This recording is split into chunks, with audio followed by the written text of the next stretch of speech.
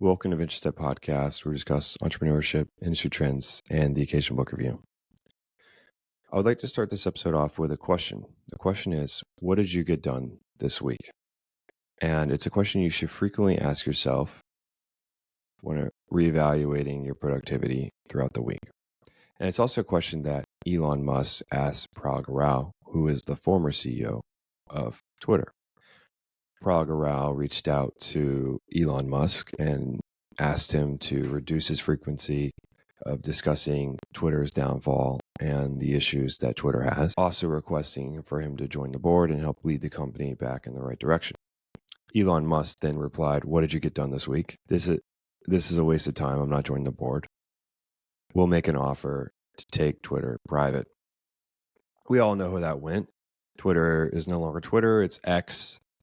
And Elon, it gets a lot of stuff done. And that's the whole point of this question. I think it's funny because it's a meme that has been resurfaced in the recent weeks because of all the stuff that Elon has gotten done. And that's what we're going to be discussing today. We're going to be discussing SpaceX and Tesla. SpaceX had a successful launch, their fifth test flight of their Starship. And then Tesla had their WeRobot, I almost said iRobot, which is the movie I think the whole event is based off of, but WeRobot had a rollout of the RoboBus, rollout of the RoboTaxi. Optimus 2 was demoed-ish. We'll discuss why I say ish later on in the episode. But before we dive in, I'm your host, Dalton Anderson. My background is a bit of a mix of programming, data science, insurance. Offline, you can find me building my side business or lost in a good book. You can listen to the podcast in both video or audio format on YouTube. If audio is more your thing, you can find the podcast on Apple Podcasts, Spotify, or wherever else you get your podcasts. Okay, so first on the list, we're going to discuss SpaceX. So SpaceX is a company that has really pushed the boundaries of what engineering can be and what's possible. I think the first thing that SpaceX was known for was originally it was super expensive, and it's still pretty expensive, but nowhere near as expensive as it used to be, launching rockets into space. So to launch a rocket into space, originally, before SpaceX, it was taking taxpayers like $200 million or something. When Elon was trying to scale his company, I think it's important to discuss first the goals of SpaceX. So SpaceX, and I think it's very clear to other people if you're not following or slightly follow the topic, is that SpaceX wants to make the human race multi-planetary. And to do that, the first goal is to colonize Mars. Those feats for them to be accomplished, there needs to be some optimization with price, technology, the price to ship people or things, a lot of technology that needs to be created or optimized. So there's a lot of things going on. But the first thing that SpaceX did was excuse me, I had a cough, that they made rockets reusable. So SpaceX was the first company to make a reusable rocket that flies out of orbit and back down and lands. That hadn't been done before.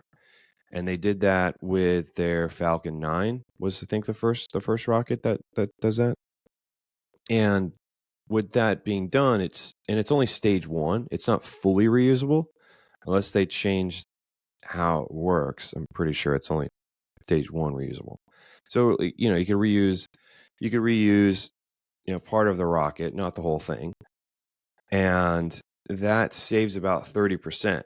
And then there's some other things that make things a lot cheaper, but SpaceX was substantially cheaper than other vendors to ship things to space.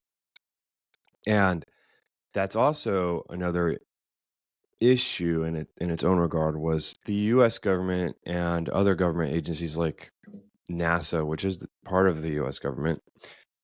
They had some issues before with not having enough diversification with their vendor selection. So if a vendor came out with something really slick, they made the mistake a couple of times with just ordering everything from that vendor, and basically these other vendors went out of business. And what happened was when that happened, then the single vendor was like, oh, well, I'm the only one who makes this. So we're going to jack up the price. You're the government. Pay me whatever you need to pay me. And that's happened a couple times where the US and NASA are like, okay, we're not going to do that again. We've learned our lesson. We're going to try to balance out the revenue for everyone. So want to have a kind of an even split where everyone has a proper chance and enough revenue to stay alive. So that's what they're doing. But SpaceX is substantially cheaper than others to accomplish the same thing, especially with the reusability fact. And the other companies are working on that, and they're striving to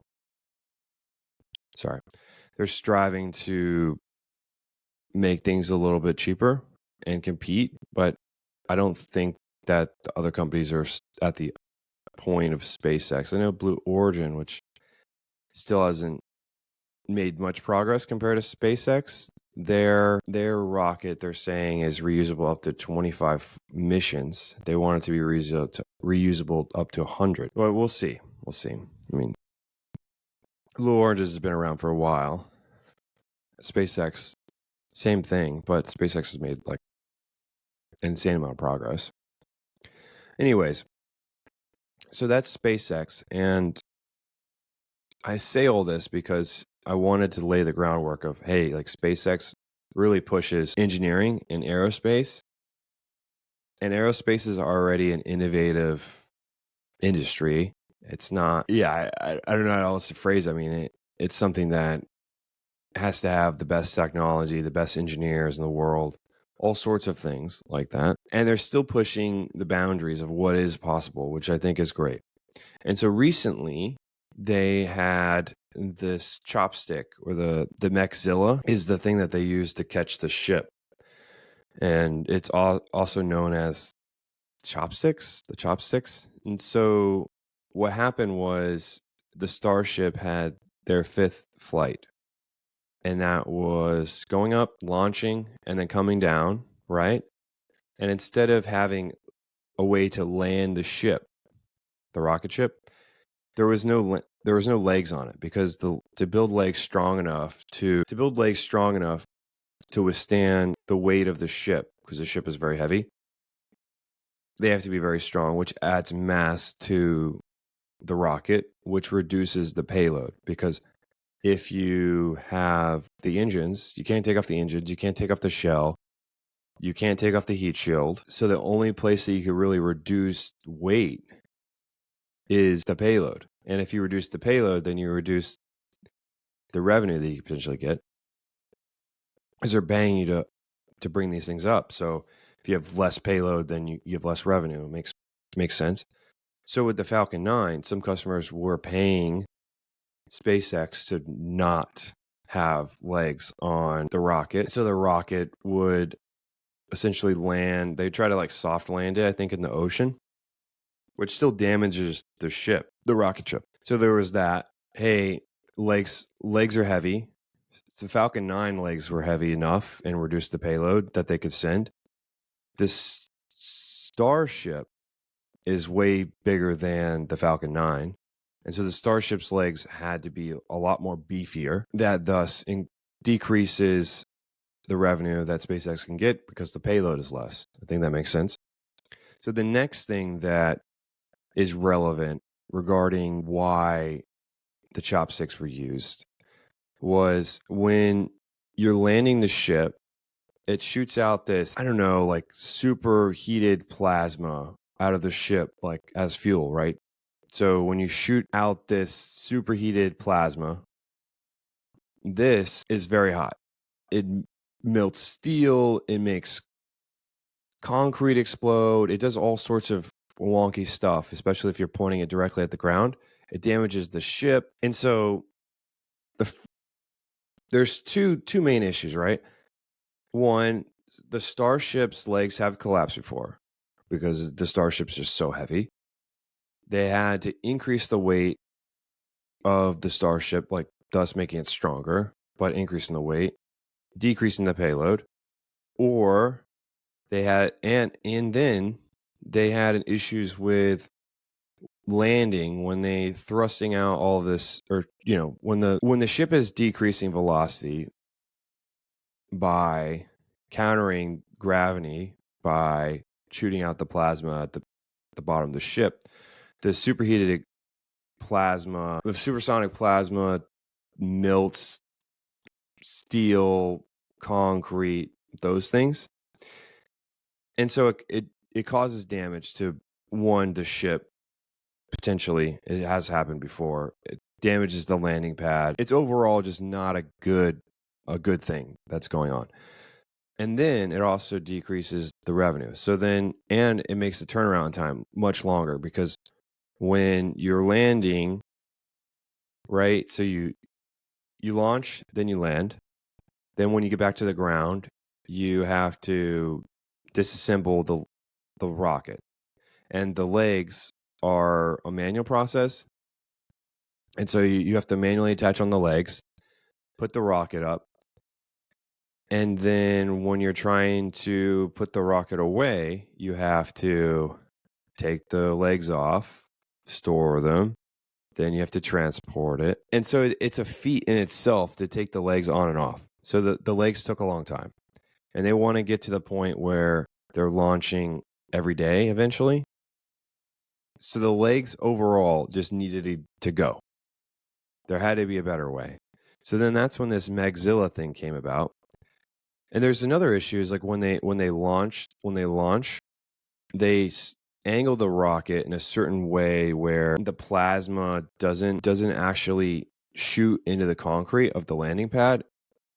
They angle it and they shoot it into this like steel and water contraption that they made to reduce the damage of the landing pad. So all of those issues combined into this brainchild of Magzilla. And the Magzilla is this large tower that has these arms on it. And instead of landing the Starship on the ground with legs, they're like, you know what? We don't need the legs anymore. Let's just land it on these little arms. It is craziest thing. Like, just so crazy how tight the margins are on that. I mean, it's tight enough when you're flying an explosive object in the sky, but to land it on the on the little pegs, like they're what people, and I originally thought this too until I did some more looking into it, was I originally thought that the chopsticks piece had a wider margin of error, but actually they're like small little nubs that come out. They're not landing it on the wings, which that's what it looks like. But there's really like these small, I don't know how big they are because obviously it doesn't show, but they look really small. I mean, they're smaller than the width of definitely of the arms, and they have to be smaller than the wings of the ship, because if it sticks out, then it's going to mess up the aerodynamics. So these small little nubs is what was used to land. And so they had to have some calibration and talk together, the Magzilla and the Starship. While it's landing, it recalibrates, straightens out last second. But why that's happening, the arms are closing at the same exact time. It's just hard to understand like how complicated that really is. I don't know. This is way, way, way cool, but also I'm not sure how they did it. It's crazy. Like, not only are you flying the largest object in history, you're like, oh, hold on. Let me land it on these little nubs. Why this thing is closing so we could launch faster. So they want to have a faster launch. That's the main goal. I'm trying to see if I get a photo of the little nubs that I could share. And they land on the little nubs, which is absolute craziness. And they overcome a big issue here. Let's see here. I don't even think you can see it on this. Yeah, you can't see it. I think you can. Okay, so I can share this. The little nubs, wow, they're so strong. The little nubs that could, Oh, it's crazy. craziness. Let me share my screen. This one's a successful rocket. Okay. So let's replay this real quick. So you see these little like flap things at the end? That's what I thought they landed on, but really they land on these little nubs below them. So there's a little nub right there. And that's what they land on. And you could see it like really good right here. Crazy. So it doesn't land on these little wings. It lands on the little nub. Crazy. Okay, so they had the chapstick thing. Chapstick. They had the chopstick. Stop sharing. After that event, there is some other events that will be going on shortly. So the reason why they're able to do this, and it's not that uncommon in engineering, but definitely in some other industries, not common, which I wish it was more common, but fail fast, learn faster. And engineering is all about, okay, test something, okay, that doesn't work. Test something else, all right, that's okay. We get it a little bit better. And then you test, then you optimize, then you automate. It's really what you want to do. And so the next things that SpaceX is doing is they are working on their re-entry and landing, which was shown with the chopsticks. So that was kind of one of their key initiatives to move forward with reducing, one, the cost of launching a rocket ship. Number two, making the turnaround time much faster. The next things that they want to do to make longer, I would say, longer missions to be able to execute those, like to Mars or something like that. They need, and I think there's a couple of approaches to do this. What they're doing is they want to have orbital refueling. And they want to have a way of refueling the Starship with another Starship. And this Starship is going to refuel in space using this belly button technology they designed, which has its own little issues. Like how do you navigate these two types of, I mean, they're massive rocket ships. And then how do you make sure that they have precise docking and they stay very stable in an unstable environment? Like space is really difficult, obviously. And so how do you have like this safe, secure connection? And then like transferring these super cool liquids and these propellants in space is different than on the ground, obviously. I don't want to say obviously again, but and so that's an issue in its own regard. They have tested on the ground, but how do you know how these fluids are going to interact in space using this belly button technology? I don't know. I mean, I'm sure they have simulations, and they've been using simulations to test these things to see what works, what doesn't work. Well, you really don't know till you get down to it. So as I was saying, they were testing reentry and landing, which they've done successfully with these chopsticks methods. So the next thing that they're really working on is this orbital refueling. I think that's the next big mission is they're going to try to do an orbital refueling after a couple more test runs of the chopsticks. And then looking forward, they have the lunar landing, which they're working on a lunar lander for NASA. Then obviously, I almost said obviously again. Wow, that's crazy. I'm going to stop doing that mid-episode. We're going to fix our behavior. The Mars colonization, and they want to start increasing the frequency of launches substantially. And I think the goal is to manufacture a Starship every 24 hours. And then they want to have multiple launches per day. They want to have the turnaround time to launch a new ship, like the same one that just went to space, can under a day, like 12 hours, like turnaround time is a couple hours for them. Instead of it taking 20 days to take the rocket ship off, take the legs off, put it on the transporting device, bring it back, put the legs back on.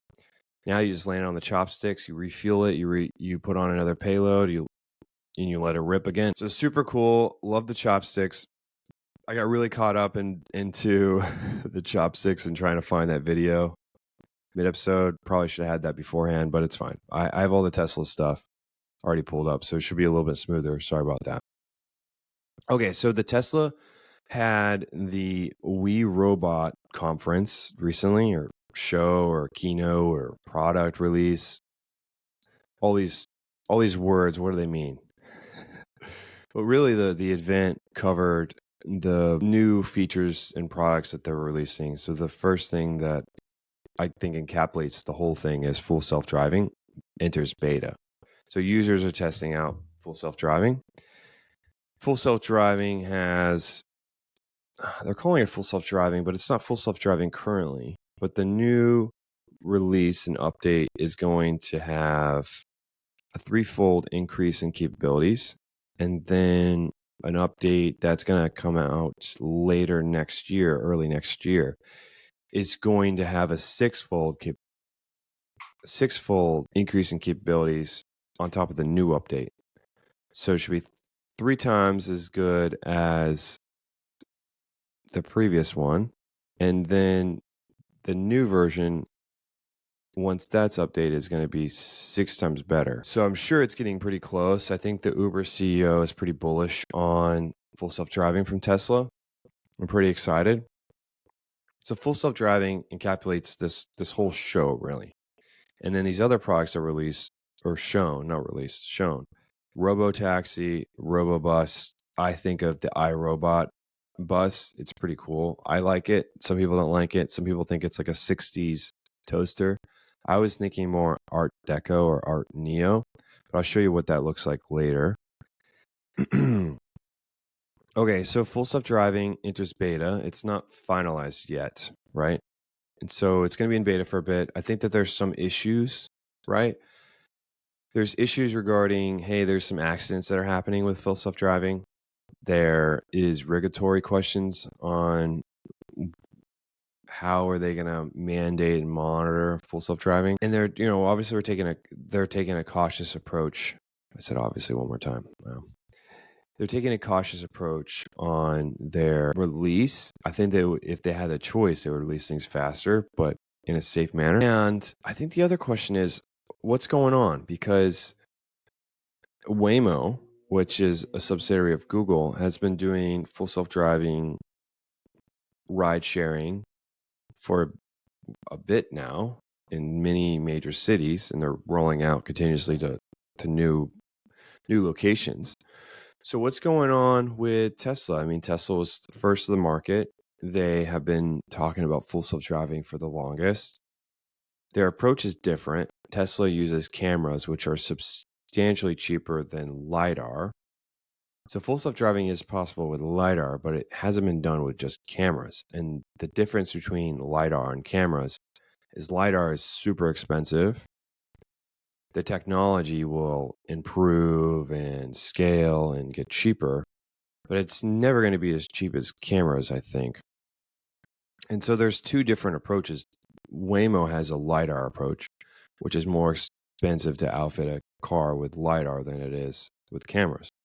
And then Tesla has I guess if Tesla's ambitions are to become a enterprise solution, a solution for cities, for people, like cameras are the cheaper route. And if you can figure out cameras, you can definitely do LiDAR if you want to. If you do LiDAR, I don't necessarily think that you could just transfer all that information over to cameras. So Tesla has a different approach than Waymo, but Waymo is currently operating in many cities full self-driving. Tesla's been talking about full self-driving for a long time. So I want to make sure that's clear. Like, hey, I like Tesla. I like what they're doing. But they have been talking about full self-driving for the longest. Don't have a product to market. They're still holding out this treat of full self-driving. And then on top of that, they're producing and planning out and showcasing the RoboTaxi and the RoboBus, which aren't capable until I don't know when. I don't know when this stuff's coming out. They're saying 2026, 2027 or something like that. Let me confirm. Release date. They're saying the RoboTaxi should be expected in 2026. I know it should cost $30,000. If that's true or not, I don't know. Same thing. One thing that I think is funny is like people like, oh my gosh, there's no way they actually produce something like that. It looks so ugly. There's no way. It's impractical. It looks so different. Blah blah blah. And I'm like, they made this Cybertruck. I'm pretty sure that if they roll this stuff out, or if they showcased it, they're rolling it out. Like they're gonna produce these things. It's just funny that people were saying that on the internet. It's like, oh, like there's no way they ever make that. It's crazy. It's so ugly. It's so out of this world. It's like Cybertruck. Have you seen those? They're quite wild. Okay, so that's kind of my issue with Tesla. Is like, hey, like how long are you gonna talk about full self-driving before you roll out full self-driving? But I do like the products that they showcase. So I do like the RoboTaxi and the RoboVan. There is some questions about the RoboVan and RoboTaxi's cost per mile. What they're saying is the cost per mile for the RoboTaxi is around 20 cents. And then the cost per mile for the RoboVan, is it RoboVan? The RoboVan is not 20 cents, sorry, that's the RoboTaxi. The RoboTaxi is 20 cents. The RoboVan is 5 to 10 cents. And how crazy is that? Like, how crazy are those numbers? Well, the numbers are insane when you consider AAA estimates 65 cents a mile for a private vehicle. Other estimates suggest 30 to 35, 50 cents. I'm not sure. Taxis are $2.50 to 4 cents, or $2.50 to $4 per mile. Uber and Lyft are $1.50 to $3 per mile. Bus is $1 to $3 per mile per ride. Sorry, per ride.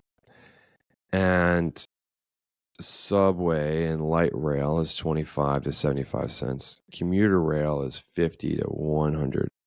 Not 100, $1.50. So you could see how, hey, if you're saying 20 cents per mile, and then you're also saying 10 to 5 cents a mile, is crazy numbers. Like those are crazy numbers. I'm sure there's going to be pushback on, hey, can you really do these things? I don't know. I'm not sure, but they are insane. If they can get that down to those numbers that they're estimating and what they've released, that would be insane. Okay, so let's just talk about the Cybervan. So the Cybervan has the ability to carry people or cargo, and it has a modular inside where you can change the configuration of the seats. There's TVs and such and screens on the sides, mood lighting, all sorts of stuff. It looks really nice. The RoboVan can carry up to 20 people. I don't recall if they said anything about the max payload that the RoboVan can accommodate. And as I said earlier, it kind of looks like a Jetsons / toaster from the 60s. I'll share my screen for a second and show you what that looks like. Screen. I want to show that iRobot comparison first. Okay, so I'm sharing my screen right here, and this is the iRobot bus. You can see the resemblance is quite close. And this is probably a better angle. But the resemblance is really close to what the Tesla RoboVan looks like. Pretty cool. I like the RoboVan. Like the RoboVan, I think the RoboVan is pretty cool. It gives more of an Art Deco / Art Neo vibe to me. Share this tab. I think that it's got quite a nice design and fits 20 people. It looks nice. I think there is some question on the clearance, like how much clearance it is. I don't think it might be enough clearance for like speed bumps or other items, but it's a prototype, so they can make adjustments when things become serious and they're going to market. And this is what the inside looks like. And there's a couple rows. But yeah, that's the RoboVan. I think the RoboVan looks really cool. I like it. It's got lots of lighting and has a slick look. And I think if they can get this to 20 or not 20 cents, 5 to 10 cents a mile, I mean, I'm not sure. But this vehicle doesn't have a steering wheel and doesn't have a way to charge it via port. So there's a couple things that need to happen for the RoboVan to roll out. One, they need to have full self-driving approved in that state. Two, they need to set up a wireless charging network that has enough infrastructure, one, to power all of these vans, which are large. What I'm trying to bring up is, hey, like there's not infrastructure currently for full self-driving. There's no infrastructure for the RoboVan's ability to charge. And one, there's going to have to be some kind of increase to power in that area to charge everything, because these are massive batteries, and so they have to set all this stuff up.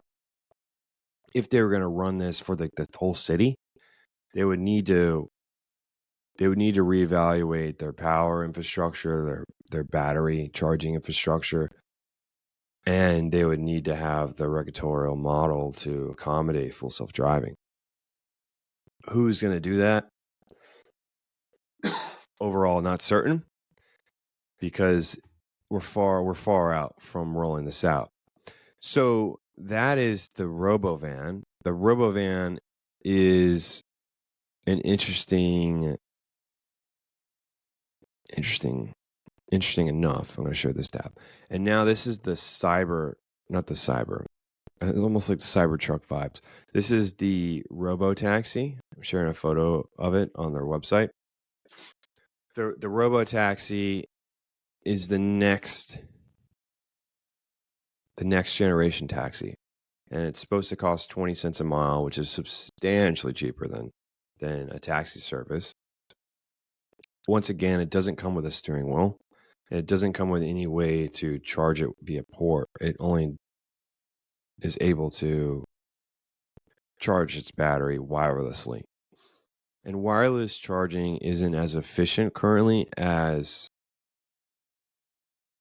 plug-in charging. Like when you charge your phone with wireless charging, your phone typically gets pretty hot because some of the energy that's being transferred is wasted and dispersed through heat.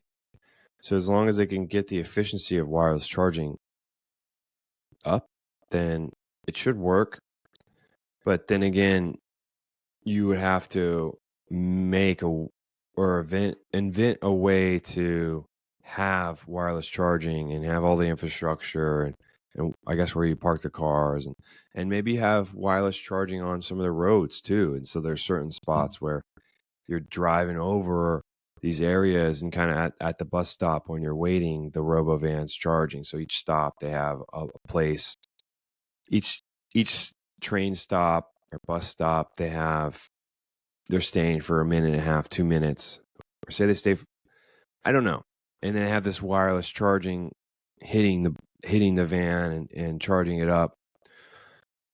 They could do that. I do think that they'll have to have a parking lot, obviously. I said obviously again. That's like so many times this episode. Really annoying. They'll have to have a parking lot to charge the batteries, or station where they position all the vehicles when the fleet, and maybe they have a huge fleet and they rotate the vehicles. Okay, like this one's goes to charge. We're bringing back out the green bus, and then the green RoboVan leaves the station and goes on the route automatically. They just intertwine. They're all switching back and forth, and with everything being electric and high tech, hopefully they could just switch the color of the bus on the fly. Maybe they have a green sign that they light up. Hey, I'm the green bus, or I'm route whatever. And then when they're not on that route, they could turn off the sign and change the color or whatever on the wherever they're displaying this information. So the last item on this list is the Optimus robot. And I kind of have an issue with the Optimus robot because there's been reports that, hey, what they demoed, and if you're not familiar with the Optimus robot, let me share my screen of what this is. Share this tab. So this is the Optimus robot right here. And so the Optimus robot has human-like abilities to where it can pick up fragile objects. It has a lot of dexterity in its fingers. It can move everything individually.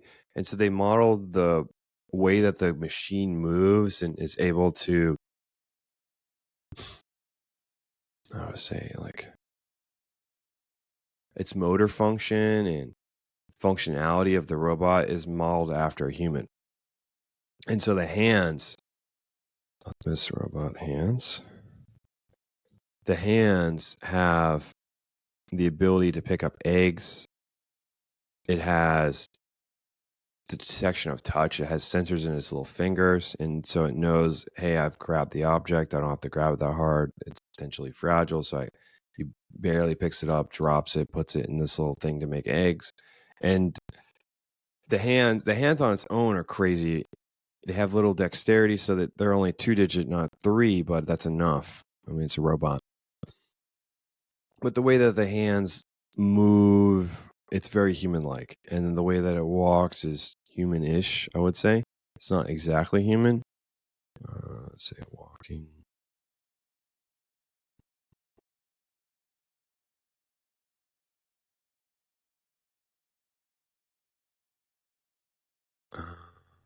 Let's see.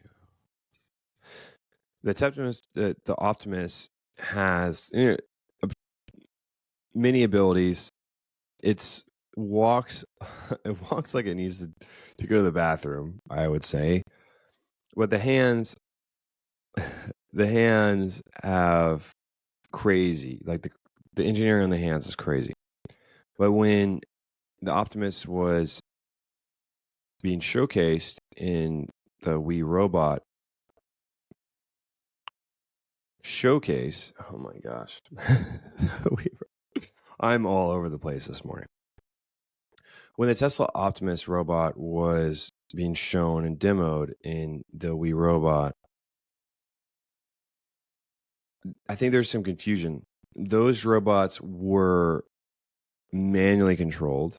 The people using or actually controlling the robots were also speaking as the robot. So when people were interacting with the robot, they thought the robot was talking. It's really humans. And this hasn't been completely confirmed. I just want to make sure, like, there's some notable sources, several sources, including attendees, analysts, noted that the Tesla robots changed their voice and a little bit of like their mannerisms throughout the event. So you talk to the same robot in the same section, the voice is completely different. I don't know if it's at one point for a couple hours, it was a man and it was like, hey, how are you? And then, what do you want tonight? Like some bartender. And then it changed to a woman, and it's a completely different pitch and voice, like where it's substantial evidence. I don't know. I haven't seen a video of the two different voices. I have seen a video of the robots interacting with attendees of the event, and it did seem odd. Like that level of detail in the conversation, it just seemed weird. Like it didn't seem right. And the detail of the explanations and the responses, it seemed like it was another person. And Elon nor has Tesla had any comment about this. And I think if they made it clear, like, hey, that these robots have the capability to do these things, but since there's so many public and private attendees, when I say public, like public services, like government officials are at this event, we want to make sure that there's no issues and nothing potentially bad can happen. Not that saying it could. We just want to triple check ourselves, right? And if you just made that disclosure to people, I think I would be all right with it. But when you demo like we are AI and we're full self-driving, we have robots, we're rolling out fleets of autonomous vehicles soon in 2026. We're gonna have these fleets of RoboTaxis and RoboBuses. Look at our robots now and look how advanced they are. The Optimus 2 robot is advanced. It is really cool and can do many functionality, like many things by itself. But when you roll it out in that manner, people are thinking, hey, this robot is itself right now, but really it's being teleoperated by a human in some place, and someone is speaking for the robot as well. I just think it's misleading, and once again, it hasn't been confirmed, but from notable sources, they all stated that something was weird, and they noted that, hey, the voice was changing for the section of the robot. It didn't seem like it was a robot when I was like having the conversations. And so I'm gonna trust their word, as companies recently in this tech space related to AI have been misleading in the last couple months, last 8 months or so. So I'm sure that they have the capabilities, because I've seen videos, and maybe those videos are fake. I don't know. I mean, it's difficult now when all these things have happened with related to AI. Like, how do you trust these videos that these companies are rolling out, if they're true or not? Like, I don't really know for sure. It looks cool, but is it just a human controlling the robot remotely? Are these videos of the robot talking and being asked things a human responding on the other end? I'm not sure. And so the really way to know is a live demo. And so I appreciated Google's live demo. I appreciated Meta's live demo. And they had mistakes, like, because it's live, and there's a lot of things happen during live demos, unfortunately. It just seems like you test it 1,000 times and you do a live demo, and it just doesn't work anymore. Especially when you're live with your bosses or some president or whoever at the company. It typically happens when you're with higher ups. You're like doing a live demo, and then things just stop working. They're like, "Oh, did it work?" And I'm like, "Of course it worked, but it doesn't work during demos, apparently." So it's the demo gods have their own prerogative and missions. So sometimes it works out, it doesn't work out. But I do respect the company that does live demos. And if I ever did something like this in the future, I would only do live demos. It's the only thing I'll do. If you can't demo it live, then you can't roll it out. You could talk about it, but you can't do this whole showcase thing. Like, if you can't do it live, then don't do it. So the Optimus robot was controlled by humans, and it wasn't disclosed. And so I think it's overall misleading. And I don't like it. I don't like when people do these things, because when these videos are shared to social media and other places, a lot of people don't see those things. They just see, oh my gosh, look at Tesla. They have a robot that pours drinks and has conversations about life to people. They don't see the all the way down, deep down, like digging and doing some digging. Like, hey, like, actually, people were controlling these things remotely, remote operation, and they'd showcase that, hey, it is, we are robots, we are AI. So yeah, I just don't like it. I don't like it, but I'll digress. Last thing, I don't have the time to talk about it in this episode, but Grok AI is potentially going to be integrating with Tesla. See how that works out. I know that they've recently just finished their training center. I forgot the state, but it's somewhere cold. And it's like 100,000 GPUs from NVIDIA. And NVIDIA was talking about how quickly that they turned that around. It was insane that it would have taken a different company years. It took them only 19 days or something like that. From the idea at dinner with Jensen, to purchasing, to shipping, to installation, to building the warehouse, and all that other stuff. They did it like crazy quick. crazy fast. But today we discussed in rough fashion, this is SpaceX Starship, the chopsticks, why they took the legs off and why they used the maxilla, what SpaceX's goals are, what they're doing in the future. We also talked about Tesla's WeRobot showcase, which encapsulated RoboTaxi, RoboVan, Optimus 2, and full self-driving. I brought up, hey, the numbers that they're quoting for RoboTaxi and the RoboVan are crazy. The RoboTaxi is about 20 cents a mile. The RoboVan is 5 to 10 cents a mile. Optimus 2 robot was showcased as a fully autonomous individual robot. There are reports, yet not confirmed, that they had some form of teleoperation where there was a user behind the conversations, there was a user behind the things that it was doing at the event, which isn't disclosed. Or wasn't disclosed, sorry. I encourage everyone to, share their thoughts. There's some smart people watching these videos, and I'm surprised people watch them anyways, but let alone these smart people in the comments saying these intriguing things. I appreciate these comments. I try to respond to them as fast as I can. And if you have any thoughts about SpaceX or Tesla, please let me know. I'm quite interested in the RoboTaxi program. Hopefully they can see that through. There's a lot of things that need to get done. And the future of autonomous vehicles, I would really appreciate it if we had autonomous vehicles. We'll see when that happens. I thought it was going to happen earlier than later. When I told my car one time, I was like, "Oh, I just won't buy a car because we'll have autonomous vehicles, and I don't need it." And I was like, "I'll just Uber until we get to the point where autonomous vehicles happen."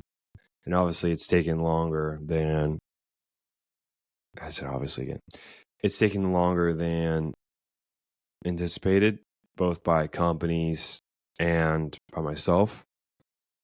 But next week, I think I'm going to be discussing some stuff regarding insurance. I work in insurance, but I haven't really touched on insurance that much. So I kind of want to set up some meetings with other hosts related to insurance, some people that I met at ITC, some founders of startups. And I think it would be a good segue to talk about, why is it difficult to get insurance? What's going on in the insurance market? Kind of give some base knowledge before some of these entrepreneurs come on here and discuss the solutions that they're providing the market. And I think if I set it up that way, it's meaningful, it is insightful, right? Like it'll give you more information and background information about the situation and why what they're doing is important. And it kind of sets them up for a knock out of the park where they just home run the episode. And I really want the people that come on the show to be successful. I have been out of town for 5.5 weeks. I just got back in town. So I'm going to set up some conversations with guests on the show. I have had a couple people reach out. So I'll be setting those things up, more to come. So we're going to get a lot more. We're going to get a lot more guests on the show is what I'm saying. I am at the point now where people are fortunately reaching out saying that they're interested and that they have value to provide to the show. And I am also, interacting with founders at these conferences, and just different people are connecting me to talk with various groups, which is great. And I'm super excited about what's next. And overall, can't wait. I can't wait. But I would like to have a meaningful conversation before they come on the show when it's a big topic like this, and then have the interview set up in a way where the following episode is the guests on the show. So I have to schedule it, see what their schedule is like. Then I'll have to figure out the interview, and then I'll have to figure out, okay, before the interview, I need to put another episode together stating the problem. And also it prepares me for the conversation as well. Like, so basically the previous episode is me doing the research or combining or compiling my thoughts with other things like various resources, myself and the internet combined to make the previous episode and give you the knowledge to have enough background on the situation where it's pretty meaningful to you. Sometimes, for important topics like the one that I want to talk about, I think it's good to have background knowledge. But of course, I appreciate you listening today, and I hope that you'll listen in next week. This episode was a little bit of all over the place, and I've noticed recently when my life is all over the place at the moment. Like I just came home from being out of the country for 5.5 weeks. My room's a mess. I'm all over the place, trying to get my sleep schedule back together. So my episode's all over the place a little bit. Next week I'll be more organized in my approach and the words I use and how I speak, and I'll be more settled. But anyways, wherever you are in this world, have a good morning, good afternoon, good evening, and goodbye. Have a great day. And I'll hope to hear from you, or hope that you hear from me next week when you tune in. Okay, goodbye.